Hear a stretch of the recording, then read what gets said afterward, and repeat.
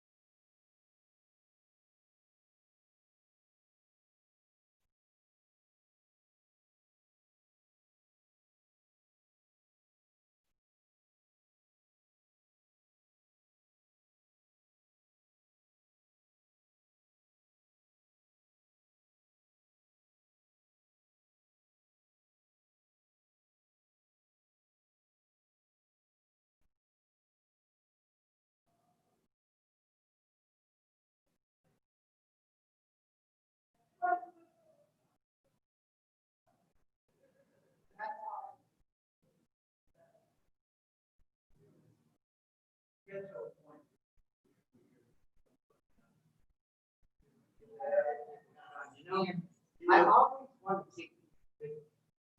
I never want to go there alone. I'll show you how we can be there together. Yes. Rather than me and stop.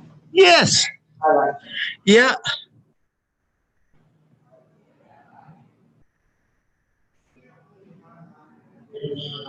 Mm-hmm. Yep.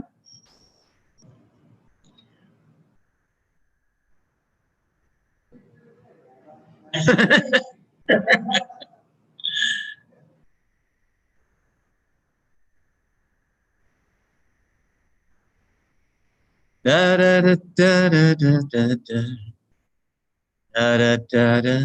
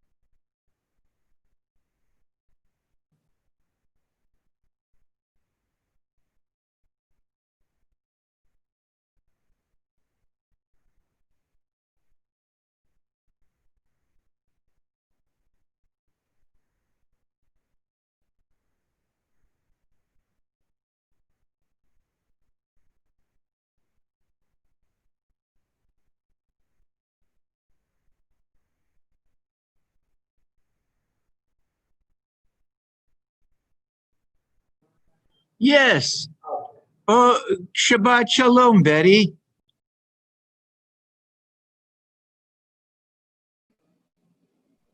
Can't hear anything. Shabbat Shalom. Shabbat Shalom. How are you?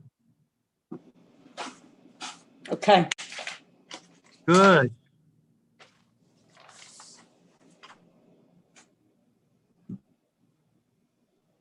I see Marlene Rose is connecting. And it's 9:32. So what you been doing?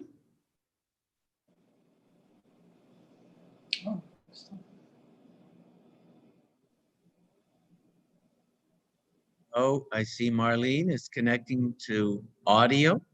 Maybe we'll be able to see her face as well. I hope so. So,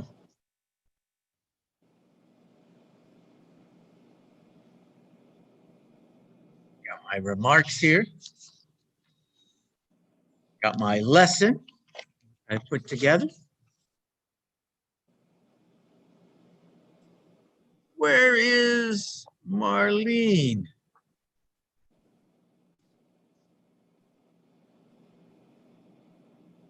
La la la la la la la la la la la. So, do you have any New Year's resolutions, Betty?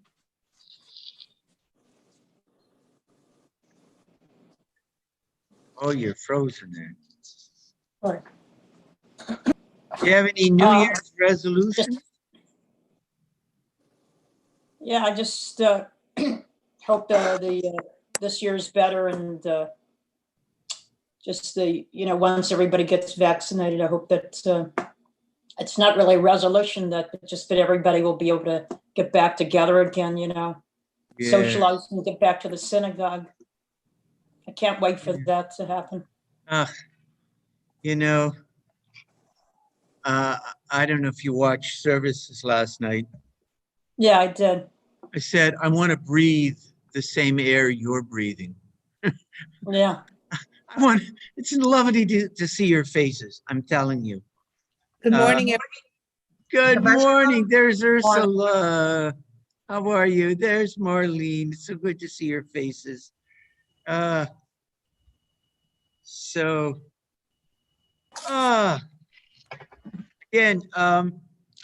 any New Year's resolutions? Same. Like, I'm gonna lose weight. Lose weight? You got to lose those COVID pounds that you put on. Yeah. I haven't really thought about any particular resolution. I wouldn't mind losing a few pounds myself. But I don't know. I haven't really thought about resolution. Oh, I have to. I should. Maybe today is a good day to think about what small changes I can make in my life that will have a difference. Not those huge things that I'm going to give up by the middle of January, but what are those small, reasonable resolutions can I make that can make a difference in my life and maybe the lives of others? Last night I said something that I know it helps me to get through these times. I hope if I have something that I tell myself that helps me get through, I share it with you. I share it with my congregants, and it's this. We do have the vaccine on the horizon, and it seems to me, and Scott was here last night, and he does testing for some of the pharmaceutical companies. He's not conducting any tests for the vaccines, but he has some tests that he's doing for people who are stricken with COVID-19, who are very ill. who are in advanced stages of it. He is Shabbat Shalom, Barbara. Shabbat shalom. He is looking at some studies, or actually conducting some studies that deal with, people getting better. But he knows the field. Hey, Stanley, Shabbat Shalom. And so when I said there are more days behind us than there are ahead of us with regard to the COVID-19, we're more than halfway there. Every step we take, every day that we can get through healthy and alive, we're one day closer to something resembling normality. We're more than halfway there. So just hold on. There are more days of the COVID-19 behind us than there are ahead of us. So stay safe, do the right thing, and we're going to be breathing the same air again very soon. Okay, so this week's Torah portion is the last Torah portion of the book of Genesis, Vayechi, and in it we have the blessings of Jacob, the blessings that he shared with his children. But I'm not going to talk about the blessings he shared with his children today. I'm going to talk about something it's also in this week's Torah portion, and I'm going to take a somewhat different tack on this. Baruch atah Adonai Eloheinu melech haolam asher kiddushanu v'nitzvotav v'tzivanu la'asok b'divrei. This week's Torah portion says, Vayechi Yaakov be'eretz Mitzrayim Sheva Esrei Shana v'Yehi Yamei Yaakov Shnei Chayav Sheva Shanim v'Arbayim u'Me'at Shana. Jacob lived in the land of Egypt for 17 years. Jacob's days, the years of his life, were 147. Whoa, that's a long time to live. And when Israel, and remember that was Jacob's other name, when Israel's time to die drew near, he summoned his son Joseph and said to him, and then what does he do? He assembles his sons and he blesses them. Just a little aside before I get into the main part of what I want to share with you today, is he gathers his sons together according to a midrash, and he's concerned that they will not carry on the Jewish tradition. He's worried that the temptations of the pagan society in which they're now living, that would be Egypt, is the temptations and the distractions are going to be so great that they're going to drift away from their Jewish identity. And so what do they say to him? They say, Shema Yisrael Adonai Eloheinu Adonai Echad. Of course, that hadn't been written yet. That came in the time of Moses, but Midrash, they play around with these things. And now, how do we translate Shema Yisrael, Adonai Eloheinu, Adonai Echad? We say, Hear, O Israel, Adonai is our God, Adonai is one. But the Midrash understands it somewhat differently. Jacob is saying to his sons, are you going to keep the Jewish tradition? Are you going to keep your Jewish identity? And they say, Shema Yisrael. Now, when we say Shema Yisrael, we usually think of the Jewish people. Hear, O Israel, hear, Jewish people. But in this case, the Midrash says, no, Shema Yisrael. That was one of the names. That was the name of their father. Jacob's name was also Israel. Shema Yisrael. Listen, Dad. Listen. Hear us, Israel. Adonai Eloheinu. The Lord is our God. We're not abandoning Judaism. We're not abandoning our faith. Shema Yisrael, Adonai Eloheinu, Adonai Echad. God is one. And you can say one echad. The word echad in Hebrew can be understood as one. It can be understood as only, or as unique, or as the same. Think about it. If I said to you, you know, your idea and my idea are one, or our hearts are one. What am I saying? It's the same. It's not one, it's the same, right? Right. If I say, if you express an opinion, Ursula, and I say, you know, our ideas are one.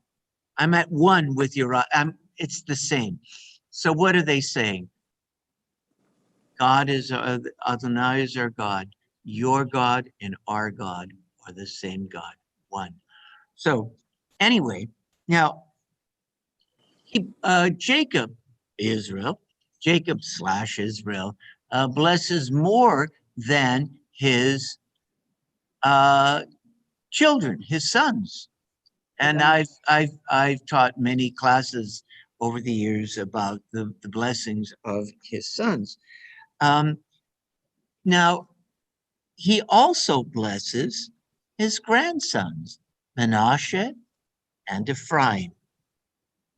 Now, there is a blessing that is traditionally said over children, and I guess it could be said over grandchildren, Friday nights.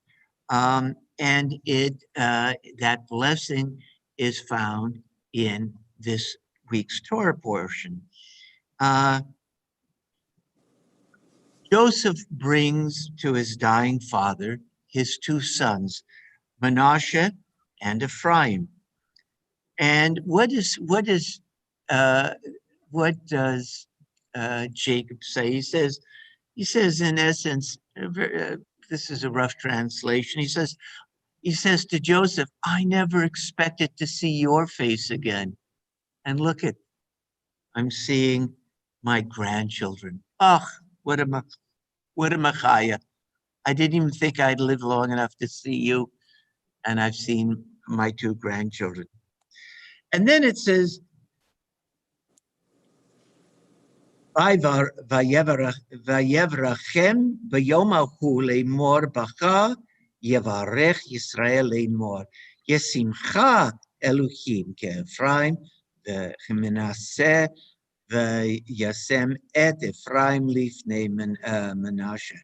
And so what does Jacob do? Remember, he crosses his arms like this and he puts his hands on his grandchildren's heads. And he says, in the time to come, those words are sort of implied, Israel will use you as a blessing.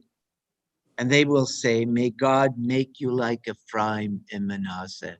Listen, isn't that beautiful? He says to his grandchildren, wow, someday in the future, you are going to be a great example to the Jewish people. And people are going to say to their children, may you be like Manasseh and Ephraim. Isn't that beautiful? He says that to his grandchildren. Now, there are questions. Why this big deal over Manasseh and Ephraim? The traditional reason given is Manasseh and Ephraim were the first Jewish children to be born in the diaspora. First Jewish children to be born outside of the land of Israel.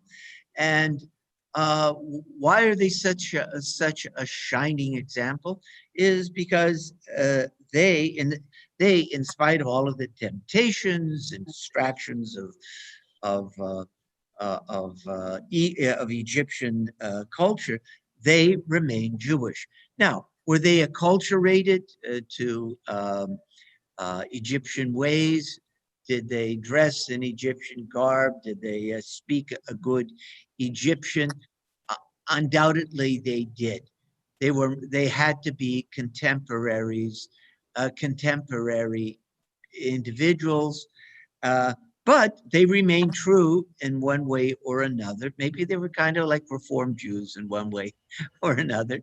They remained true to their Jewish roots. Now, that's one reason given. That's the traditional reason given for making such a big deal about Manasseh and Ephraim. But there's another reason that we can come up with, and it's this. This is the only instance in the Bible, this is the only one that I know of, in which a grandparent blesses their grandchildren. You know, we have instances in which parents bless their children, but this is an instance in which grandparents bless their grandchildren. And why is this a big deal? Why is this a big deal? Now, all of us are grandchildren. Every one of you is a child and a grandchild, right? Right, Marlene? You've been a daughter and you've been a granddaughter, right? That's true. And let's face it, the relationship between a parent and a child is complicated, right? Sometimes you're close, sometimes you're not. Sometimes you're fighting with your mother or your father. You want no part of them. You go, what? I'm going to be my own person. Why are you always trying to make me something that I'm not? And you slam the door and you go out with your friends. That's normal. That is normal in the relationship between parents and their children. It can be strained. It can be tense. And those of us who have had children in our lives, we know that. I'm not telling tales out of school, right? But the relationship with grandparents is different. And I see Barbara smiling because she's joined that club fairly recently, the last few years. You don't have the obligations to discipline your grandchildren. As a parent, you got to tell them to eat their vegetables. You got to tell them to go to bed at the right time. Did you do your homework? No, you can't go out with your friends. No, I'm sorry. You can't have everything you want. And you're on the front line and you're the one who, we say love is unconditional, but let's face it, you sort of withhold your approval and you don't stop loving them, but you withhold your expression of love when they're not doing the right thing, right? Not so with grandparents. If you and you don't have to have your own biological grandchildren. There can be kids in your life, that you've had a grandparent kind of relationship with. Sometimes you don't even have to have your own kids to express parental or grandparental love. There is a depth and about the love between a parent and a grandparent and a parent. You're less judgmental, right? You're less judgmental. It is closer to an unconditional love. I think the love that you have, the relationship you have with a grandchild, is closer to unconditional love. It's closer to unconditional love than the love that you have with your own kids. Am I right, Ursula? Yeah. Let them have ice cream for breakfast. What do I? Right? Yeah, what are you going to say, Barbara? Okay, I do agree with you, I do. But about Jacob, there's one thing I want to say that's puzzling. Yes. Okay, here he showed his favoritism, you know, in his early years towards Joseph. Yes. And now he's blessing Joseph's children. And, you know, now I'm going to say perhaps his other sons' children were more routine to him. Maybe they were always around him. Maybe, Yes. I don't know, maybe he didn't think of them as much because they were more commonly in his life. I don't know. But did Jacob possibly make another slight of the son? Yes. I don't yes. know. Yes. You know, when he cried, you know, Joseph was the youngest of the sons, and he was favored by Jacob in those early days, and it caused all sorts of friction between brothers and all sorts of enmity between Joseph and his brothers. When we see Jacob favoring the younger, and the younger was Ephraim over Manasseh, and Joseph corrects him. Joseph says, no, Dad. Remember, he crosses his arms like this. He's supposed to put his right hand on the oldest one, his left hand on the younger one, and he crosses his arms like, and Joseph says, no, not again, Dad. No, no, Dad. Dad, that's the young. And he does, and so you're right. He may be inadvertently creating the same mistake that he had done before. But let's put that, can we put that? You're absolutely right and insightful there, Barbara, but let's put that aside for a moment. Okay. I just want to talk about the relationship between grandparents and their grandchildren. You know, there are two versions of the Talmud. There's the Jerusalem version and the Babylonian version. Many of the passages are the same, but many of the passages are different. Some are only slightly different. Well, there is an instance here in the Talmud, in the Babylonian and in the Jerusalem Talmud about the same person, the same sage, and about the same relationship. That is the relationship between this sage by the name of Joshua ben Levi and his grandchildren. Listen to the difference. Listen to the difference, and you're going to tell me what's different. Let's look at the Babylonian Talmud first, okay? Rabbi Joshua ben Levi. He said, whoever teaches his grandchild Torah is regarded as if he had received the Torah from Mount Sinai. As it is said, teach your children and your children's children. And then it says, the day you stood before God, before God your Lord at Mount Horeb being the same, just another name for Sinai. So let me just read it again. Or let me just summarize. In the Babylonian Talmud, we have Joshua ben Levi saying, whoever teaches his grandchildren is as if he stood at Mount Sinai and received the Torah himself. Very nice. It's lovely for grandparents to teach their grandchildren. That's the Babylonian Talmud. Now, the same thing is the same person, Joshua ben Levi, is mentioned in relation to his grandchildren in the Jerusalem Talmud. Listen to this. The story's expanded a little bit, and I want you to tell me the difference. Rabbi Joshua ben Levi used to listen every Friday night to his grandchildren reciting the weekly Parsha. One week he forgot this, and he entered the bathhouse. After he'd begun bathing, he remembered that he had not yet heard the weekly Parsha from his grandchildren, and he left the bathhouse.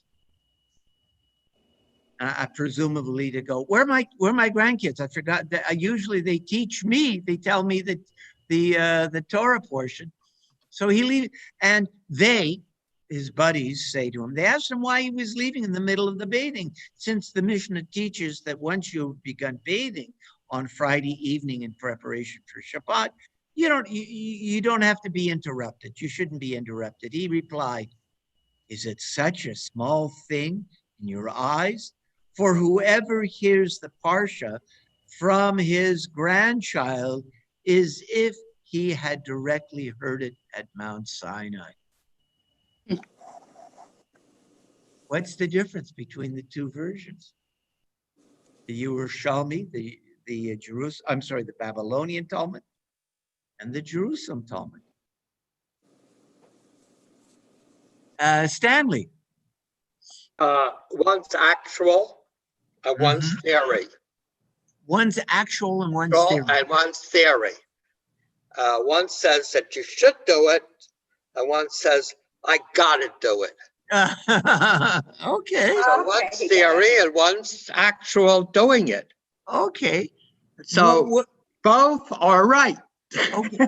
Well, what is the nature of the relationship between Joshua ben Levi and his grandchildren in the Babylonian Talmud? That's the first one.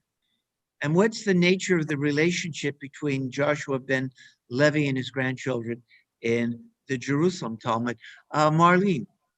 Well, in the Babylonian, he was the teacher. Yes. And the Jerusalem, he was basically the student. Yes. And if I could make a comment, yes, a personal comment. Yes. It just occurred to me that I used to listen to my grandfather daven. Yes. Early in the morning. I told you this before. I would follow him around he would daven walking around the dining room table, and I would follow him. I must have been 4 or 5 years old, sleeping over my grandparents. I would follow him, and he would stop, and I can see him. I was 4 or 5 years old, and he would show me where he was davening, and he explained what was going on. He was teaching me, and I remember pretending I understood because but I was little, but it was a thrill because none of the other children did it. It was just, it was just me. And so I was the student, and I give him the credit for me endeavoring in future years to learn for myself. I got the basics right there in his dining room.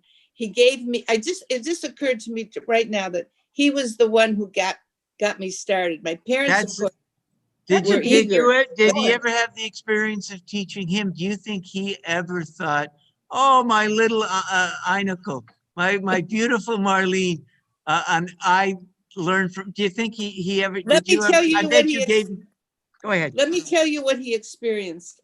We were at their house every Passover for both Seders.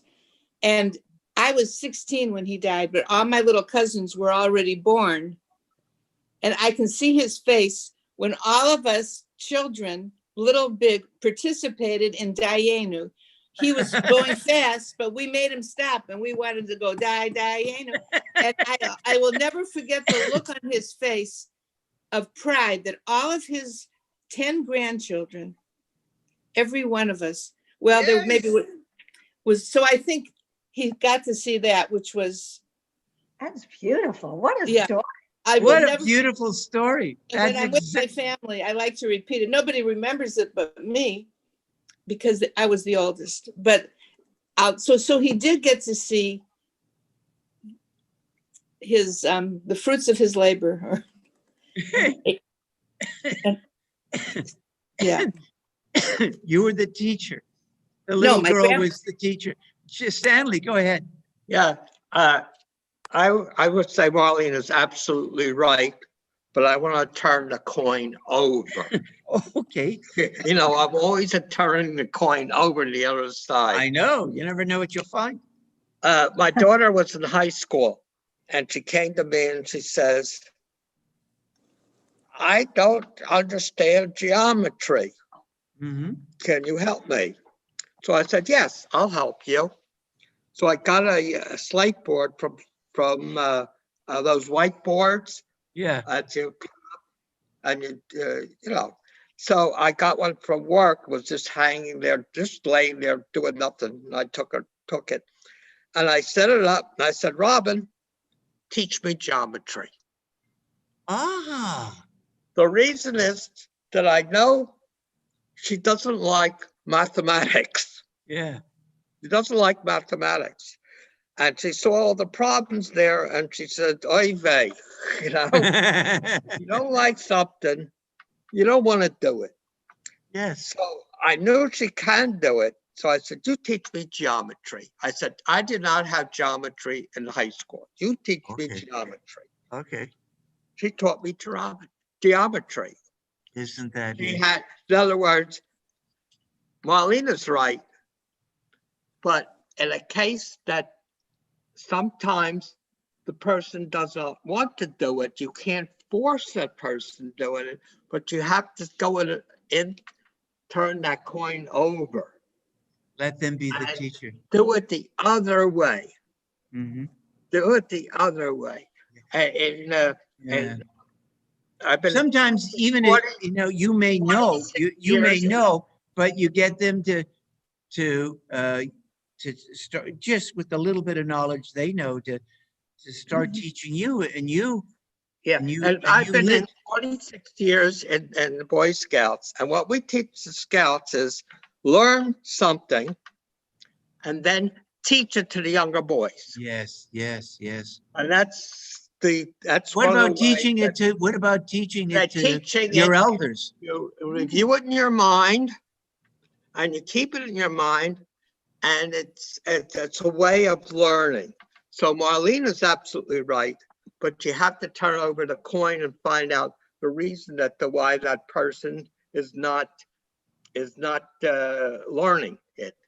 Because when I became time to go for my bar mitzvah, you know, learning Hebrew, I was against it.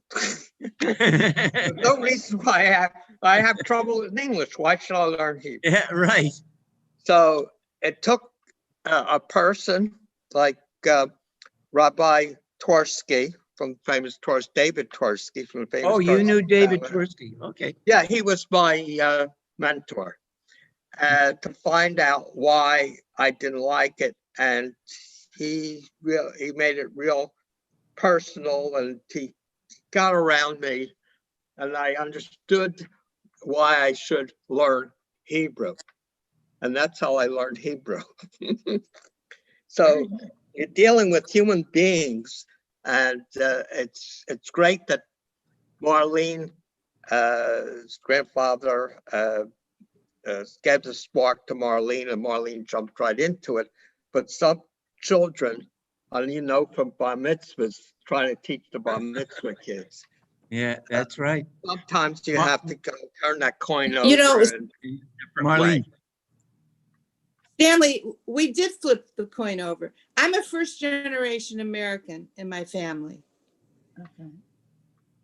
We always, our grandparents and, well, my dad was pretty well versed in everything, but my grandparents were eager to assimilate as true Americans. And they came to all of us all the time to clarify things. I mean, I remember it was natural. You help grandma and grandpa, and no one ever raised the voice to grandma and grandpa, by the way. They were very respected. But even today, they're immigrants. The children do turn around and teach the parents. Sometimes they teach them the language. So I think, you know, it works that way too. I couldn't teach him religious things, but we taught him them American ways. Sure. And so, that was very true of that first generation of American born Jews. I was the second generation of North American born Jew. But often it was the children, or sometimes the grandchildren, who taught the grandparents and the parents about baseball, about English, about how to be a Yankee. and you learn. So here we have a resolution about between the Babylonian and the Jerusalem Talmud. They're both right, right? They're both right. They're both true. There's a great joy in teaching grandchildren, and there is a great joy in them teaching you. There's a symmetry. There's a symmetry, you know. Uh, um, Now, if you are a real traditional Jew, at the end of Shabbat, Saturday afternoon, early evening, you recite Psalm 128. And there is a symmetry. Now, I don't think I mentioned this. I failed to mention this.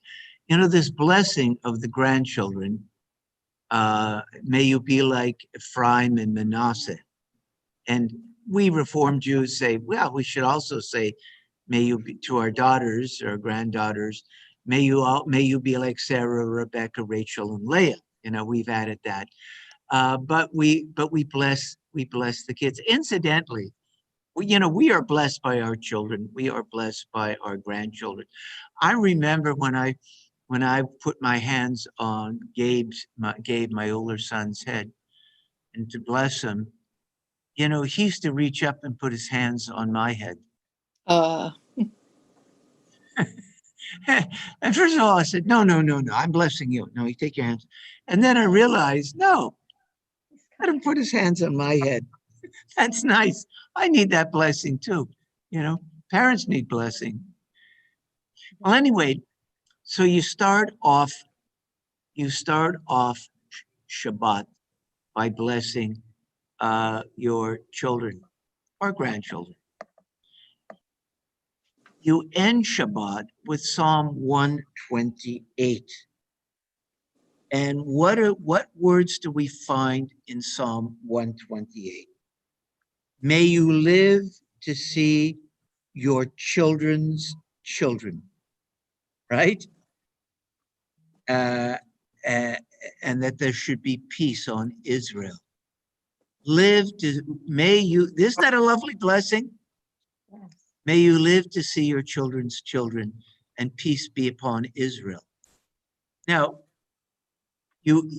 so there's this beautiful symmetry for grandparents with regard to Shabbat observance. Start with the blessing over Ephraim and Manasseh, and we more modern Jews bless their daughters, saying Sarah, Rebecca, Rachel,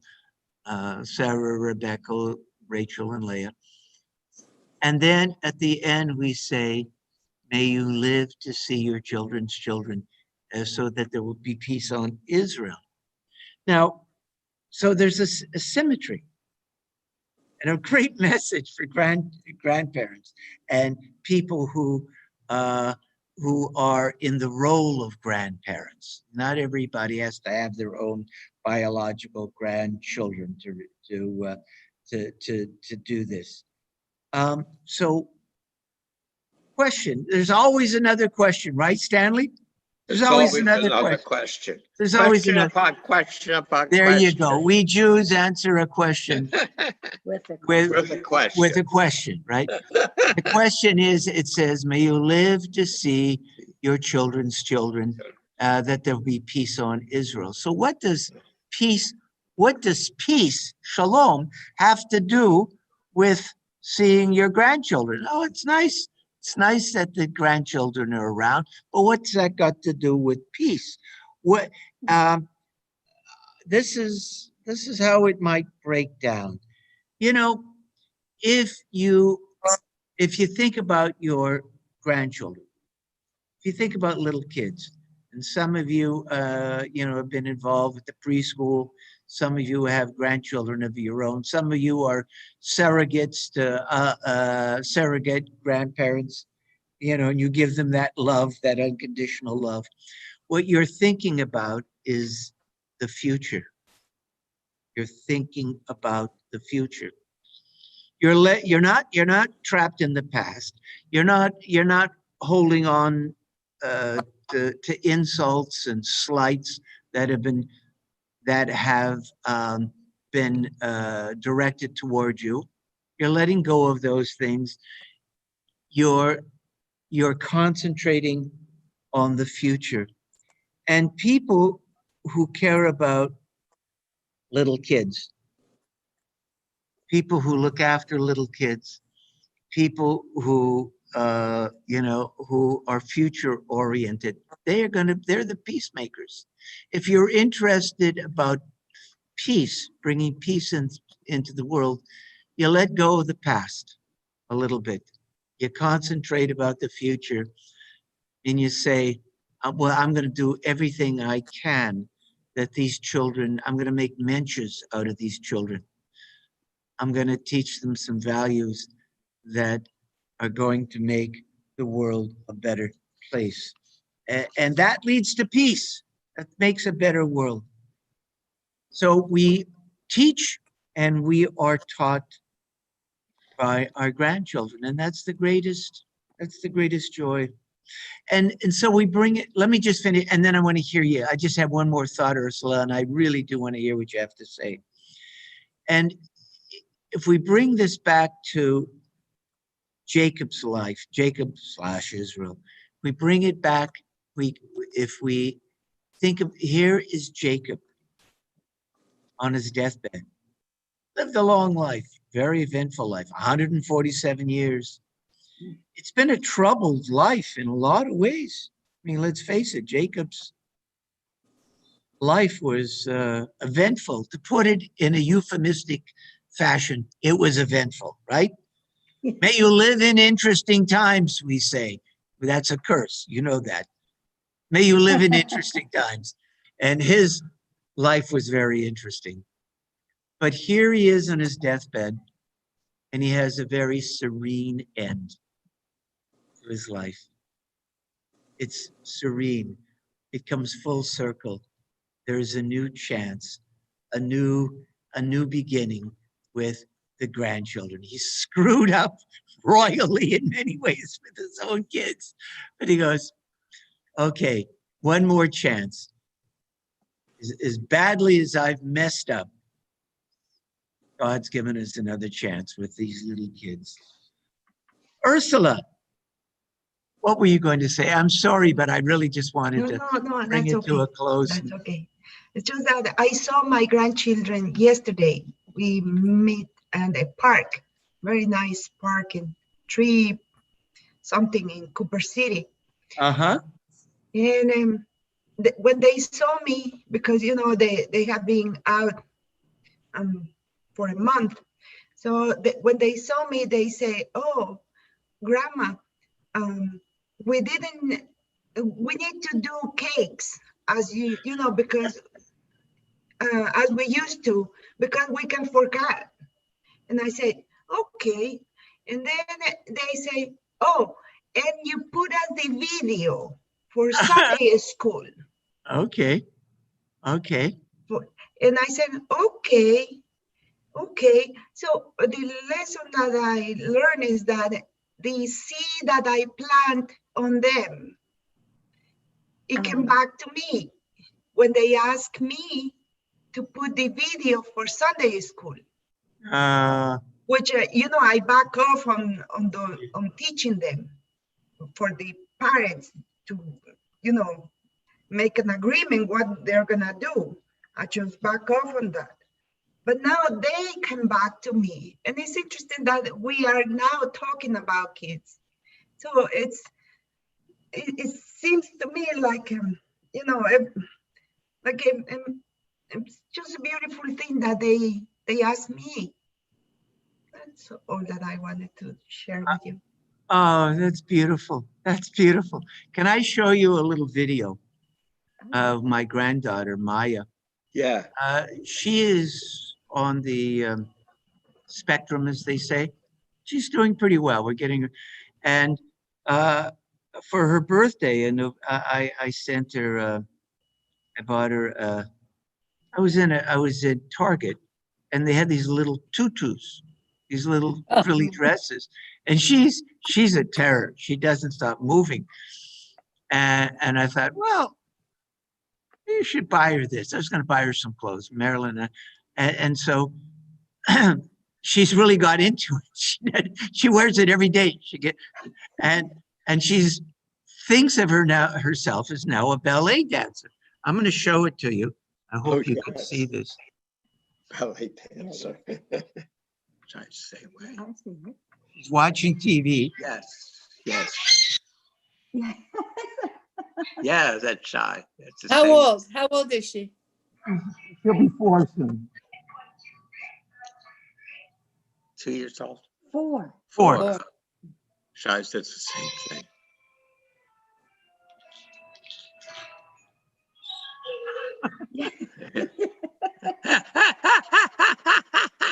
In front of the television. Oh, that's valid. A ballerina, she said. Yeah. Oh, that's beautiful. Look how cute she is. So, and what's our, You're valid. I want you to think back when you were a little kid. You're at the swimming pool, okay? And the older people are around, right? And you're on the low diving board, right? Or you're on the deck of the pool. And you're going to jump in. It's so much better when the old people were watching, right? If you have an audience, right? Right? If you jump in, nobody sees you. But you go, what? I can do this. Watch. I'm going to jump into the water. I'm going to make a big... And they go, oh, that was terrific. Yeah. What a big splash. And you dived into the water. It was so great. When you get to a certain age, it is great to be in an audience. It's not about us anymore. It's about them. It's about them. And there's a great joy in that, isn't there? Yeah. And I think that's what it is. Rabbi. Yeah. but don't you find that that is really terrific. Wow. Wait. Oh, you are so interesting. Wow. So anyway, Barbara, you get the last word and then we're going to talk. Okay, I just want to reply to Ursula because that story sounds so cute. And Shai was over here just one day this week. Her parents were home, so she didn't didn't have to come here. But they wanted to clean house one day. And they said, could Shai visit for a little? They're trying to clean up at the house. And I said, of course. And she comes in. And she kind of looks around, and Ursula, she looks around, she says, can we make a cake? And I was like shocked that she said that. But yes, maybe eventually we bake something. So thank the Lord that I did have some, it was nothing from scratch. It was some Duncan High thing in the pantry. I'm moving, I'm not acquiring more cake mixes right now. I had one, and I said, yes. We have to do this right before lunch so that, after we eat our lunch, by then this cake will be ready, Well, she was just like in such heaven. And, and it was like that she anticipated or remembered how we do this, she's just turned 3. And I think that, even if you don't have your own grandchild or a child, I think there are so many ways that we could reach out at the right time, through friends and people we know at Temple and all, and have this little rapport with the new generation. And it's very delightful. Yeah. And it gets you away from yourself. It's not, you're right. It's not all about us. I like that you said that. Yeah. I'm an expert. I agree. Because that I have a couple of, there's always a child in my life, and now it's little Vivian. And watch, I'm going to send you a little video, Barbara. She's quite she's aware of the fact that I'm here and she's there and we can't see each other, but it's interesting how their little minds work. I find them so interesting and so aware of everything. She says, can't you just come here, Mimi? I said, you know, we have to wait till everybody's better. She says, look, you put on a mask, get on an airplane, and come to my house.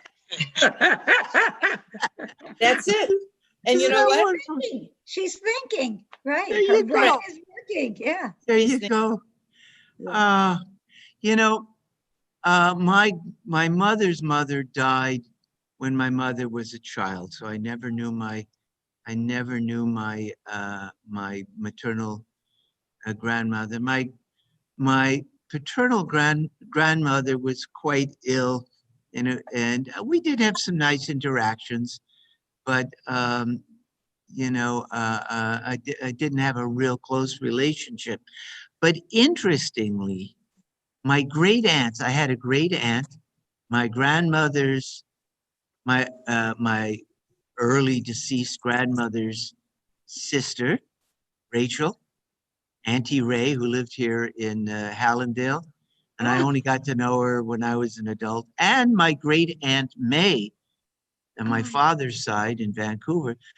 Those two ladies, those two they were like grandmothers to me, those great aunts.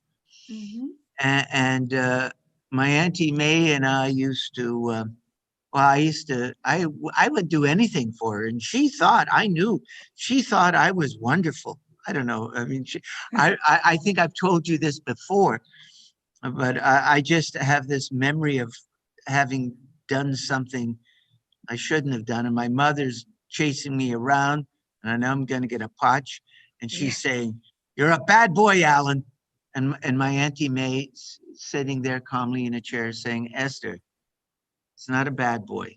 It's just a naughty boy." I said, that old lady is on my side. I can live with I'm not a bad boy. I'm a naughty boy. And it was so sweet. To this day, I remember that. And I would go over to her house, and I would do chores for her. She was quite elderly.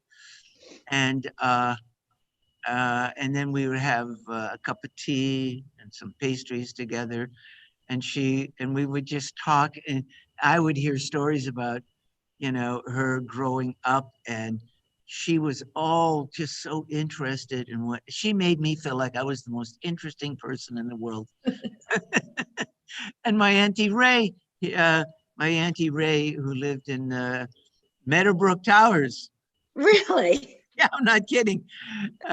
She was also just the sweet person that, and I didn't know her when I was a little kid. I got to know her when I was a young adult. And she was very similar in that way. So you're going to rabbinical school. Tell me all about it. Oh, I think you're going to be the first rabbi in our family. Oh, we had a great uncle. There was an uncle who was quite religious, founded a synagogue in Winnipeg. You know that. Maybe, and she'd say, you're named after your great uncle Aaron. That's your Hebrew name. Remember that. Maybe and I'd go, oh, really? She was, and that's what our job is. Okay, just a little different take on this week's Torah portion. Very good. Oh boy. There's only one little You thing. have to excuse me for 10 or 15 minutes, but I shall return. Oh, you're like MacArthur. You shall return. We want to see you. We want to see you jumping off that landing craft with your corncob pipe. Yes. I'll be back. Okay. Oh, okay. Okay. Yes. Rabbi? Yes. Every generation, every person has their way of doing things and their way of thinking. We had Shai running around crazy. I can't hear you. Okay. Every person has their own way of doing things and importance of what they say and what they do. And in each generation, you got to think that they're an individual. Yes. Shai was running around crazy, so I wanted to settle her down. So I said, Shai, let's sing the ABC song. And she said to me, no ABCs. And she ran away. So they have a mind. That was your thing. It wasn't her thing. It was her thing. No way. It was your thing, not her thing. Right. No Okay. ABCs. So they have a mind of their own. So you gotta think that the grandchildren have a mind of their own, and they're a little different than your own children, than your children that you brought up. They're different than the children that you brought up. Beautiful, Stanley. Page 188. Hine ma tovu manayim, shevet achim gam yachad. Hine ma tovu manayim, shevet achim gam yachad. Hine ma tovu manayim, shevet achim gam yachad. Hine ma tovu manayim, shevet achim gam yachad. Hine ma tovu manayim, shevet achim gam yachad. Hine ma tovu manayim, shevet achim gam yachad. Hine ma tovu manayim, shevet achim gam yachad.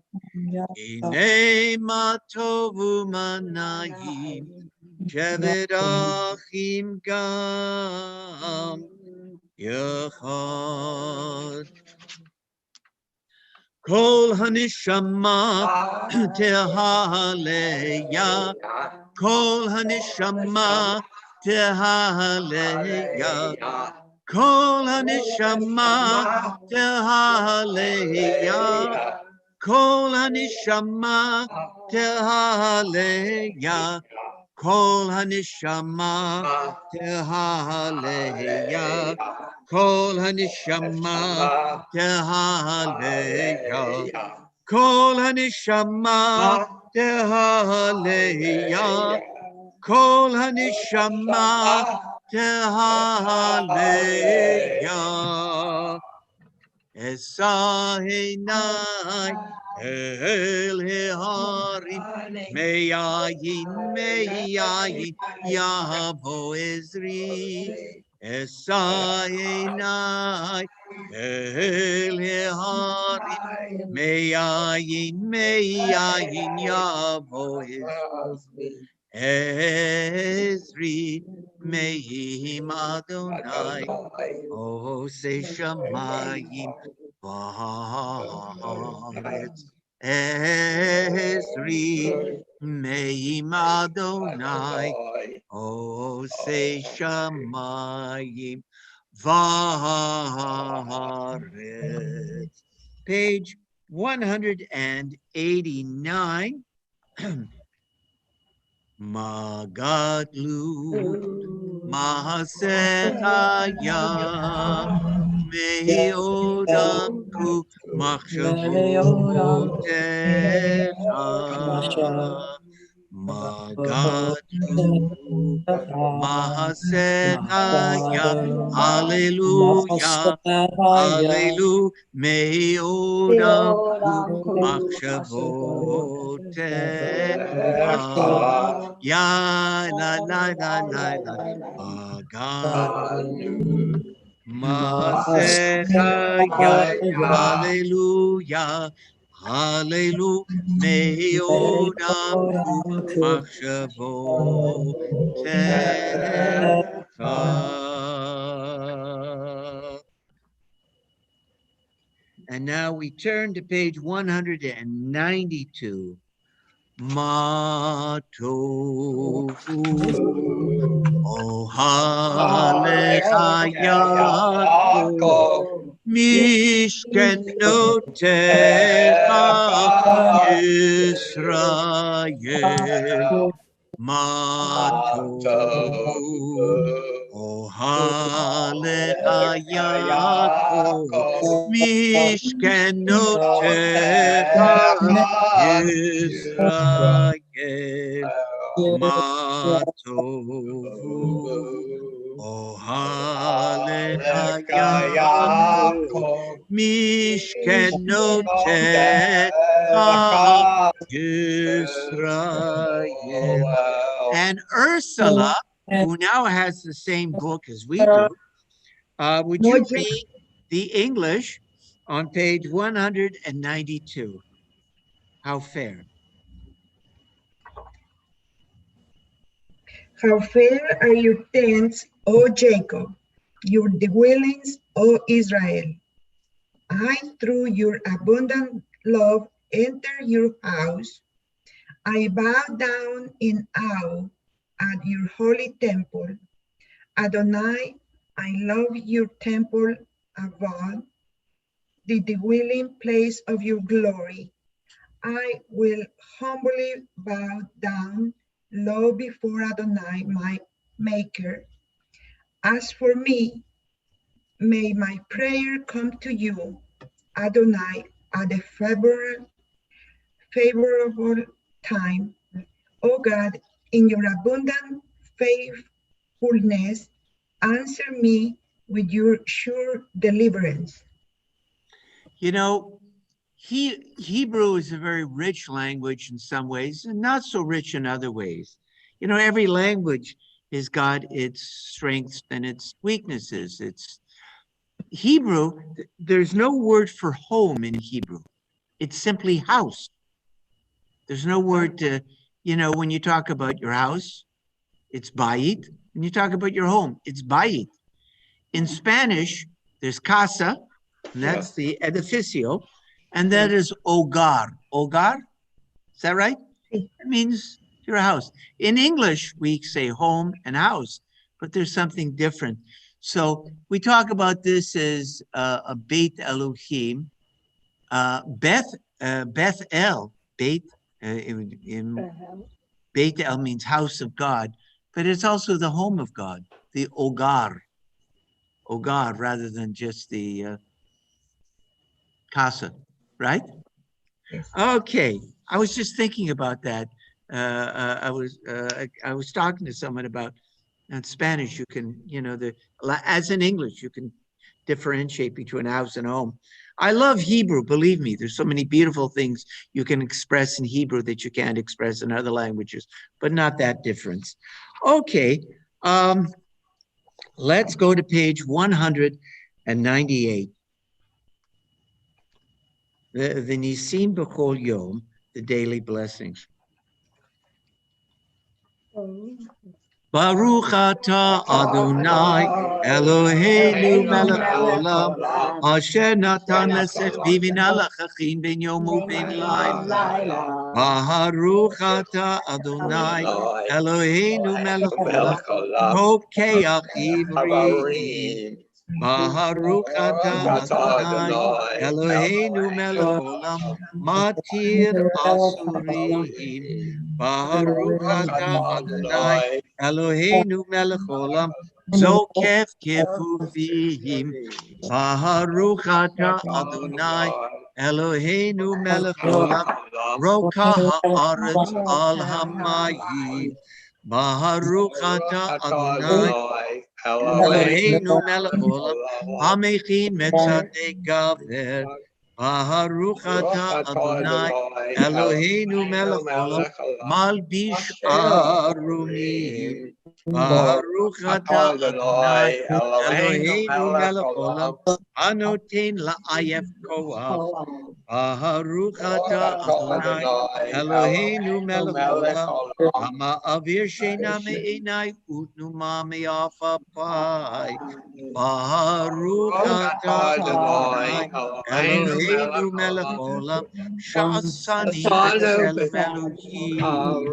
Baruch atah Adonai Eloheinu melech haolam sha'asani Yisrael. Baruch atah Adonai Eloheinu melech haolam Ozen Yisrael Torah, Baruch atah Adonai Eloheinu melech olam, Otet Yisrael batifara. Okay, and now the Pesukei de Zimra, the poems of praise, verses of praise, page 212. Baruch sha'amar v'haya ha'olam, Baruch hu, Baruch hu.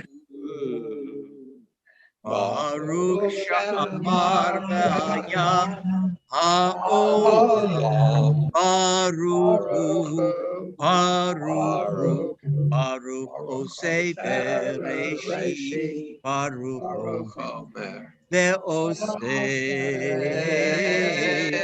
Baruch ozer u'mekayem, Baruch merach al ha'aretz, Baruch sha'amar v'haya ha'olam, Baruch hu, Baruch hu, Baruch atah Adonai melech mechalal batishba'u. Page 215, the Ashbei. Ashrei yoshvei beitecha, u'jahalu chadsela, Ashrei am shekachalu, Ashrei am sha'adonai Elohav. Page 216. Tehilat Adonai yevar, Tehilat Adonai yedaber pi, vayevarecho b'sar shem kodsho le'olam va'ed, v'anachnu nevarech ya, me'ata v'ad olam.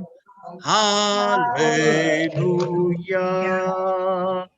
Page 218. Hallelujah. Hallelujah.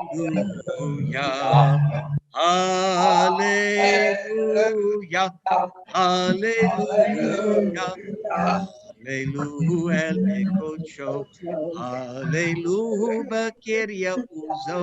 Hallelujah biguratav. Hallelujah kerohu gudlo. Hallelujah.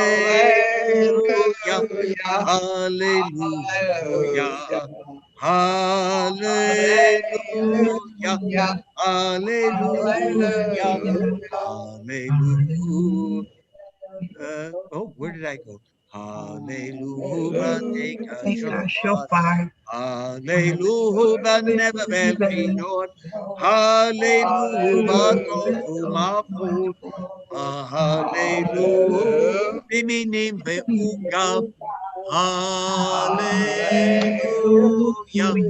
Hallelujah. Hallelujah. Hallelujah. Hallelujah. Tziltzalei Shama. Hallelujah. Tziltzalei Trua. Kol hanshama tel hallelujah. Kol hanshama tel hallelujah. Hallelujah. Hallelujah. Hallelujah. Hallelujah. On the next page, 219, it says, Nishmat kol chai tevarech et shimcha Adonai Eloheinu, Baruch kol basar ish tefaer ut romem zichracha. Let the soul, and it also could mean let the breath of everything alive bless your name, Adonai. And the spirit, also that can be translated as breath. Let the breath of all flesh glorify and exalt your name forever. With every breath that we take in, with every breath that we exalt, You're right. glorify. Drink of water. Okay. We feel the miracle of our lives and the miracle of our consciousness to be alive. Page 222.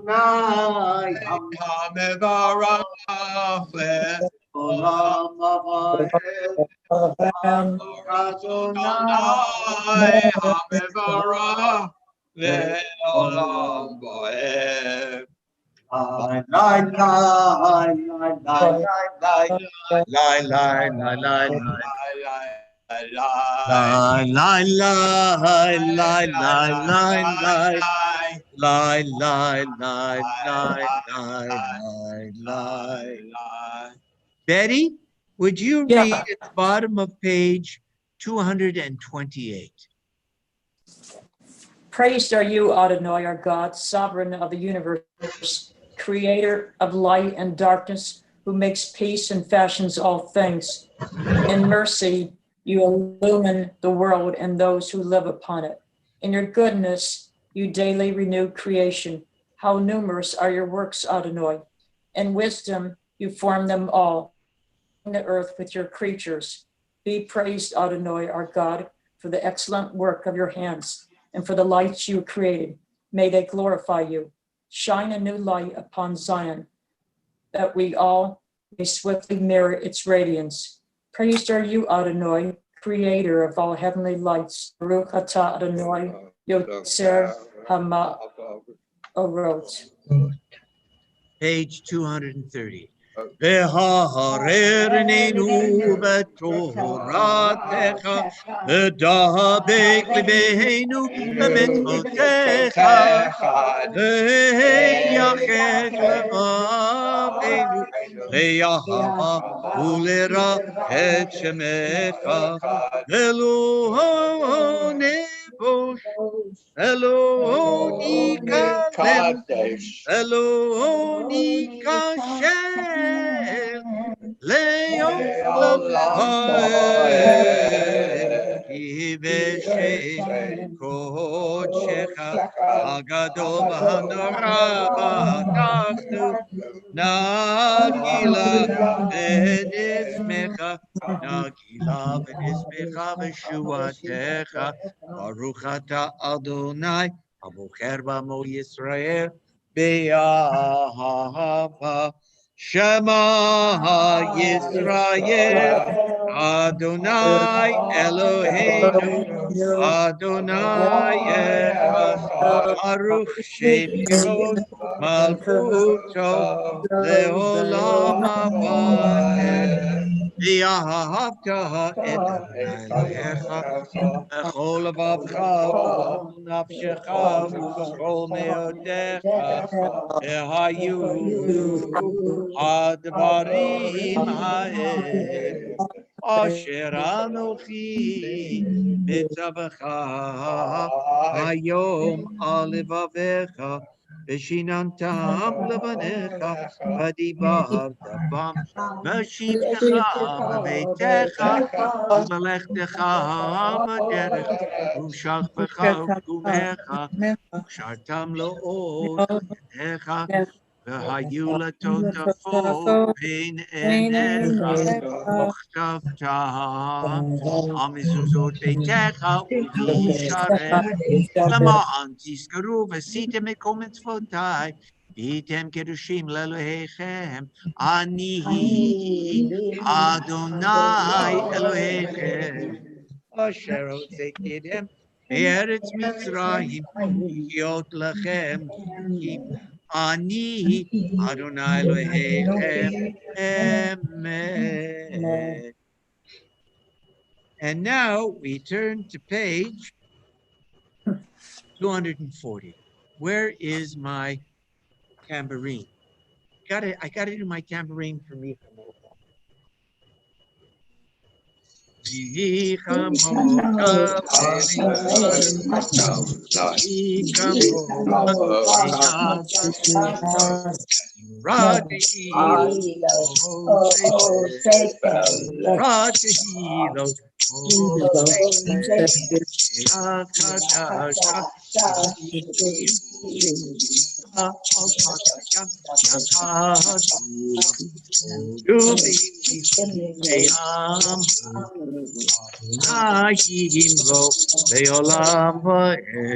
Sur Yisrael, Umavi Ezrat Yisrael, Ufdeichinu Mecha, Yehuda Yisrael, Aleinu Adonai Tzvot Shemo, Kedosh Yisrael, Baruch Ata Adonai, Gal Yisrael.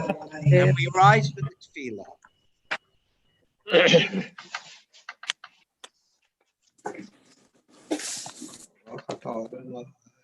Baruch atah Adonai Eloheinu Elohei Avotenu Kimoinu Elohei Avraham Elohei Yitzchak Elohei Yaakov Elohei Sarah Elohei Rivka Elohei Rachel Elohei Leah Ha'elaganu L'gibor v'Hanora Hallelujah. Gomer chasadim tovim Nizoker chasdei avot Maybe Gula Livne Benehem, Delicos Erumoshia, Arukata, Agin Abraham, Israel Shasha, Agi Olamaduna, Lucky Borla, London, Mashiva Ruam, Marina Shah, Ekalkel Kagim, Ekaye, so Meto Klingero, Umatira Suri, Ekaye, Emunato,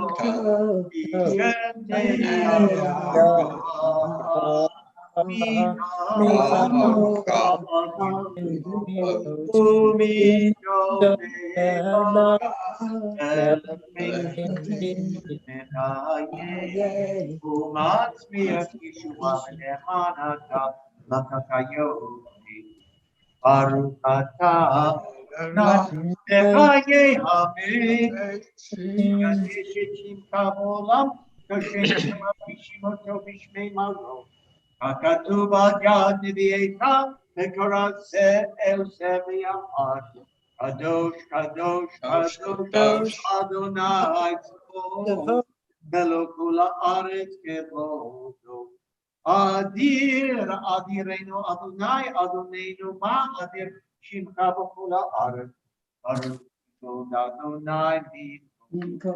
Echad Hu Eloheinu Hu Avinu Hu Malkeinu Hu Moshe Hu Yashminu Barachamav Le'ini Kol Chai Ani Adonai Elohechem Yimlok Adonai Elohai Yitzion Dor Vador Hallelujah Dor Vador Nati Gadleka Ula Netzach Netzach Kedushat Chanati V'Shivacha Elohim V'Dino Lo Yemush Le'olam Va'ed Baruch Ata Adonai Ha'el HaKadosh.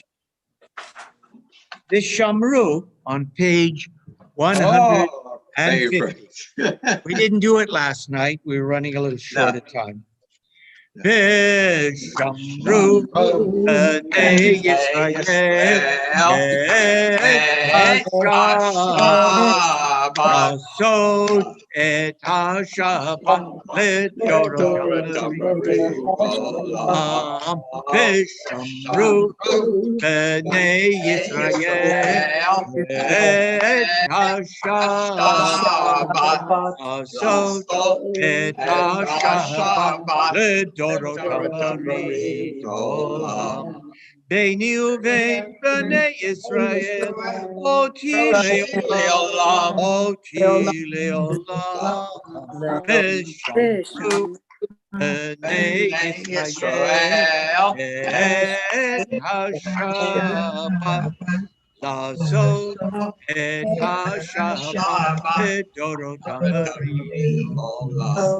Olam V'sheshet yamim asa Adonai et hashamayim et ha'aretz v'shamru b'nei Yisrael et hashabbat lazot et hashabbat L'Dorotam Uvayom hashvi'i Shabbat vayinafat Shabbat vayinafat Shabbat vayinafat V'shamru b'nei Yisrael et hashabbat Asod et hashabbat L'Dorotam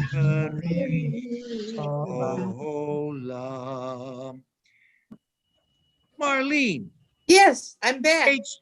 Page 255, bottom passage. Can you read that on this holy Shabbat? On this holy Shabbat, may we draw nearer to life, to peace, and to joy. May we find true rest, holiness in our deeds, worth in our study of Torah. Let us feed on the love of goodness. Let us drink from the love of goodness. Restrain our thirst for excess and cleanse our hearts to serve life well. On this holy Shabbat, may we draw near in life, in peace and in joy.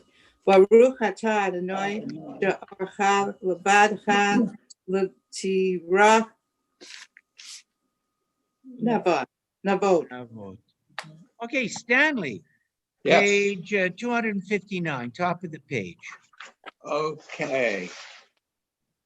We ought to pray for what we've never known. And humility And humanity. and humanity has never known. Unbroken peace, unmixed blessing. No, better to pray for pity, for indignation, indignity. Discontent, the will to see and touch, the power to do good and to make new. Baruch atah Adonai, Hamevarech et amo Yisrael b'shalom.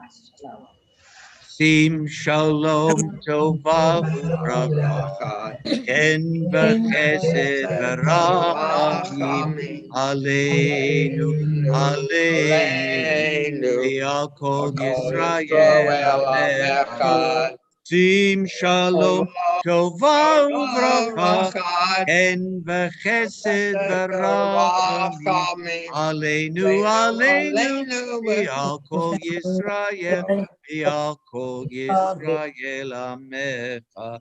Baruch atah Adonai hamevarech et amo Yisrael b'shalom. Barbara, would you read the bottom of page 259? Grant us peace, your most precious gift, O eternal source of peace, and give us the will to proclaim its message to all the peoples of the earth. Bless our country as a safeguard of peace, its advocate among the nations. May contentment reign within our borders, health and happiness within our homes. Strengthen the bonds of friendship and fellowship among all the inhabitants of our world.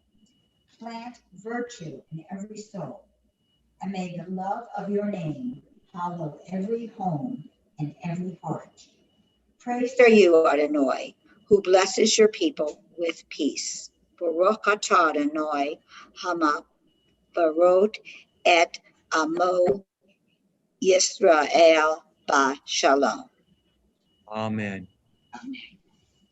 A couple of meditative techniques that I taught last night that I think are worth repeating. To learn patience.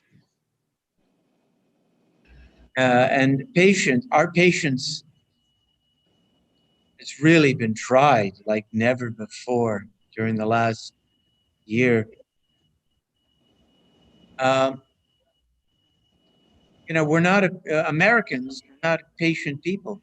We want to solve things right away. We want immediate answers, immediate feedback. And guess what? It doesn't always work that way, especially in the realm of nature, the realm which includes the realm of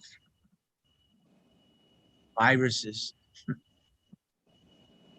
A technique that I use sometimes and I get impatient. I can be impatient. I'm more impatient with things than I am with people. Usually I'm fairly patient with people. I get impatient with computers. I get impatient when I have to wait on a traffic light or I'm in a traffic get. And last night, I shared with the congregation. Were any of you watching last night? Yes. I talked about, being at an interminable, an endless traffic light. I don't know, sometimes when you have a side street going into a major thoroughfare and you're on the side street, they make you wait and wait and wait 2-3 minutes, whatever it is, Well, I thought about, how I had better things to do. I had important things to do, whatever they were. I can't even remember what I was going to be doing. But I had more important things to do than to be waiting on a darn traffic light. Why don't they time these things? Why don't? And then I thought to myself that, one day, I know it sounds sad, but it's inevitable. You make peace with it. One day, I won't be driving at all. Right? You know, I, I my kids are going to say, "Hey, Dad, you're 95. You should, maybe I'll live to 95. I don't know." I'll say, "Dad, Abba," they call me Abba, "maybe you shouldn't be driving." And I'm not going to like that one bit. I'm not going to like not driving one bit. And I'm going to look back on being stuck in traffic, on traffic lights for minutes at a time and go, I'm going to miss it. I'm going to the experience of waiting on a traffic light is not something to be taken for granted. It's to be enjoyed. What if this is the last time? Life is got all sorts of uncertainties. What if this was the last time I was ever to be waiting on a traffic light? I'd be a little sad about that. If I put it in those terms, right? Not that I'm so important that I got important things to do. Why am I wasting time? But what if this was the last traffic light I was ever going to wait on? I'd say, you know what? I'm going to savor this moment. I'm going to savor this moment. I'm going to take a breath. I'm going to look around. I'm going to go, oh, look at that. I've never looked at this junkyard on the right. I've been at this corner. I've been on this corner 1,000 times. And look at that. Those old broken down cars that were over there. Look at that. Ooh, look at that. There's a pawn shop. I never know a pawn shop over there. And look at the people. Take a breath. If this was the last time I was ever going to wait on a traffic light, I'm going to savor it. I mean, if you turn it around. And the other thing that I shared with the congregation last night was when you're going through a hard time, whether it's an illness, whether it's a financial downturn, whether it's some kind of maybe the end of a relationship or something that's hard, something that's difficult. If instead of looking ahead at all of the, instead of looking backwards, to say, every step I'm taking, every day I live, I'm putting one step behind me. There's one more step behind me from that difficult situation. We're in this COVID-19 pandemic, and we're all hopeful about the vaccine, and boy, I hope we can all get it soon, but it may be a while. And you look at the reports, it's, with the irresponsible behavior of a lot of people who are not taking it seriously, there's going to be more sadness. But I think it's safe to say that we're more than halfway through this thing. I think Scott was here, and Scott is in the pharmaceutical world, and he follows studies much more closely and with the than most of us, and with the eyes of an expert. And he agreed. We're more than halfway through this. There are more days behind us, more COVID-19 days behind us. There are ahead of us. Every day we make it through is one more day closer to something resembling normal. Just getting through today. If I can get through today, I'm one day, I put one more day of this nonsense behind me. More days behind me of current pandemic. And if I put it in those terms, I'm feeling good. I'm feeling like I'm making progress. And making progress in some ways is just getting through the day, right? Just I was driving synagogue a few days ago, and I was listening to that Bee Gees song. You like the Bee Gees? Oh, yeah. I saw them perform in Vancouver. I wasn't a big fan. My sister loved them. My late sister loved them. She said, "Oh, we got tickets. Let's go." So I went, and I went. They were good. But remember that song, "Staying Alive"? Yes. Bum, bum, bum, bum. Staying Stay alive. alive. Yeah. So that was playing, and I'm driving my car, and I'm going, "Staying Alive," and I'm singing to it. It's a good song. Bum, It is. It's a disco song, you're supposed to. And I'm thinking, well, that's a victory in itself, right? I'm staying alive, right? Maybe, you take joy and you take solace in anywhere you can get it, lift up your spirits. So, when your spirits are lagging, just go, "I'm staying alive," and laugh. And I got more days of this nonsense behind me than ahead of me. And I'm going to savor every moment as if it were my last. Nothing is going to bother me. I have some annoying person who's in my life. What if this was the last? I'd probably even miss that. Right? What if this was the last time I was ever going to encounter a difficult person? Difficult people are part of life, right? Hey, I'm going to savor every moment. Rabbi?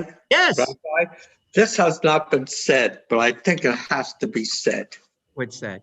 A year ago, you closed the temple for a normal service. Yes. You saved lives. You saved lives because it's your decision to close the normal way, and we went on the internet. You did it on time to save lives. Yes. And I want to thank you for saving all these lives of our congregation, because if we got together in the beginning, we would have lost several of our congregation. I don't know how many, but one would be terrible, just terrible. So I want to thank you. Thank you. On the congregation to make that decision. You made that decision. I think it was your decision alone that made it. Well, it was a group decision, but I really pushed it. And I want to thank you and praise you for making that decision on time to save lives. And anybody gets in trouble in the future about something that's, remember, you saved a lot of lives. Thank you, Stanley. Excuse me, but that's leadership. It's leadership, and care for your fellow man before yourself, including yourself. But that's what, Stanley, that was very well said. Thank you. Thank you, Stanley. That was It was never said by anybody, so I think it was time for somebody to say something. Thank you. Thank you, Stanley. Thank you so much. Oh, boy. Oh, say shalom bimruah. Say shalom aleinu. Ve'al kol Yisrael. V'himru amen. Say shalom. Say shalom. Shalom aleinu. Ve'al kol Yisrael. Say shalom. Say shalom. Shalom Aleinu Yaakov Yisrael Timaru Amen. Can we rise for the Aleinu Lishabeach Lato Hakol Etudala Yosef Shelo Asanu Kudruye Haratso Shelo Samanu Kamishpachot Adama Shelo Sam Chelki Kohen, Ekohor Aleinu Kechol Amona Alam Nuvarim, Umishpachim, Umodim, Lifnei Melech, Malchei Hatachim, Akadosh, Baruch, Anemar Ahaya Adonai Melech Al Haaretz Ayom Hahu Ayom Hahu Yeh Adonai Echad Ushamo Ushamo Ushamo Echad. The Mourner Scottish, and this week we mourn the passing of a former congregant of ours, a lovely person, Sandra Tavlin. Many of you knew her and were very fond of her.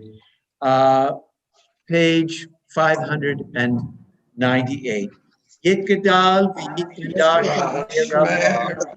Ve'amad v'rachirutei v'yamutei v'chaychon v'yomechon v'chayetech al Beit Yisrael Agalav Yisman Karim V'imnu Amen Yehi Shmei Rabba Mevarach Le'olam U'Lamelam Ayin Yitbarach Yitbarach V'yitma'ar V'yitromam V'yitadar V'yitalei V'yitalei Ma Shmei Kedusha Le'olam Min Kol Bechata V'Shirata Tush Bechata V'Nechemata Dam Yiram V'Yama V'Yimra Hey Shlama Rabba Min Shamaya V'Chayim Alinu V'Yal Kol Yisrael V'Yimra Say Shalom V'Rumah Asa Shalom. V'Yimru. You know that song I sang, or at least I tried to sing last night, by the Eagles. I just found it to be so, that song, I find it to be so fitting for the new year. You know, this has been a hard time, been a brutal time. And so if you remember the words to the chorus, you can join with me. There's a hole in the world tonight. There's a cloud of fear and sorrow. There's a hole in the world tonight. Don't let there be a hole in the world tomorrow. They say that anger's just love disappointed. They say that love is just a state of mind. All the fighting over who is anointed. How can people be so blind? There's a hole in the world tonight. There's a cloud of fear and sorrow. There's a hole in the world tonight. Don't let there be a hole in the world tomorrow. Okay, wonderful. They tell me there's a place over yonder, cool water flowing through the burning sand. Until we learn how to love one another, we'll never reach the promised land. You know the chorus. There's a hole in the world tonight. There's a cloud of fear and sorrow. There's a hole in the world tonight. Don't let there be a hole in the world tomorrow. You and I are going to fix those holes in the world, right? Right. Try. not- We're gonna We're sure going to do try. everything we can to make sure that that hole, that gap is filled. That's what people of faith try and do, right? We do our best. We don't have all the answers. But at least we have hope and faith, right?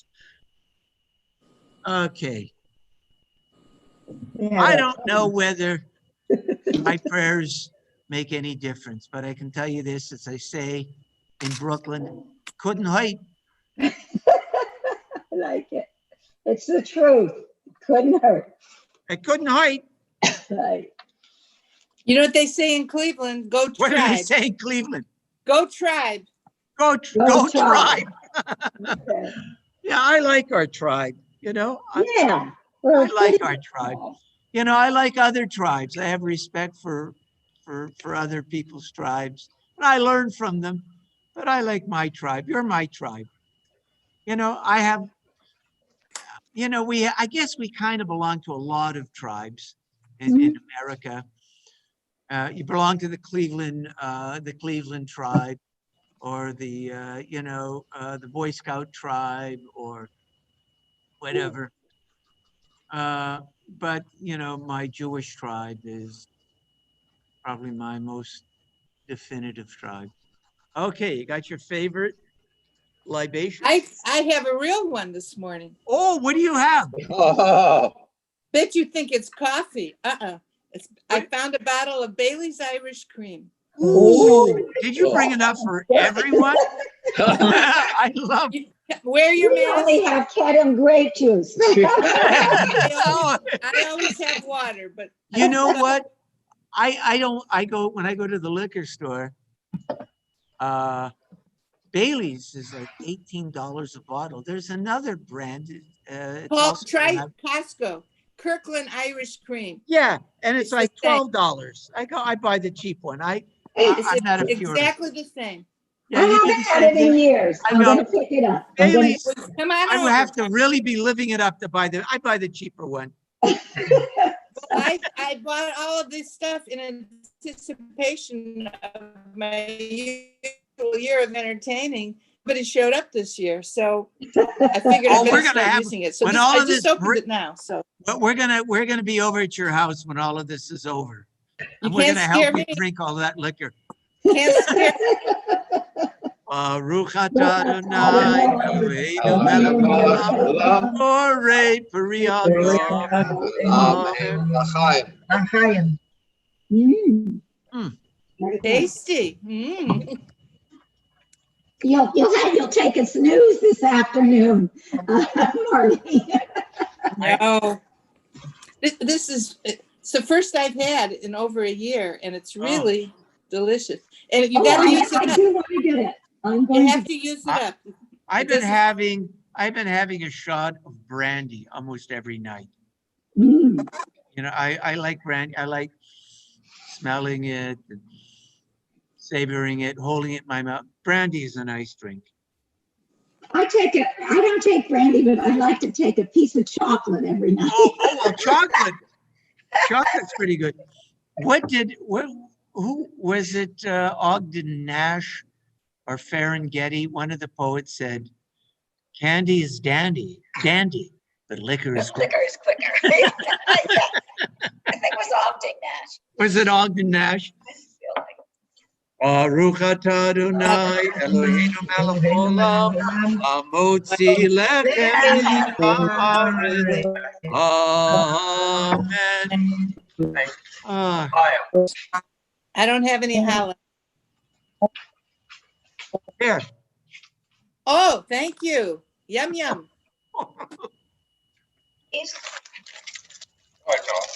Okay, I'll be Barbara, Tuesday is morning. next- I'll be here is for next- meditation. If you want to join me. Is Saturday night still on for next week, Barbara? No, we had to cancel it. There was a problem with how we could show it. It's a I little saw involved. I saw There a was blurb. It's a little cancel. involved, but It we was are not- going to revisit that. We are going It to. wasn't clear. It wasn't clear, but I wanted to see. Okay, thank you. Okay, listen. Thank Love to you. Marilyn. Thank you. Love to Catch you Marilyn. later. Rabbi. Bye bye. Shabbat shalom.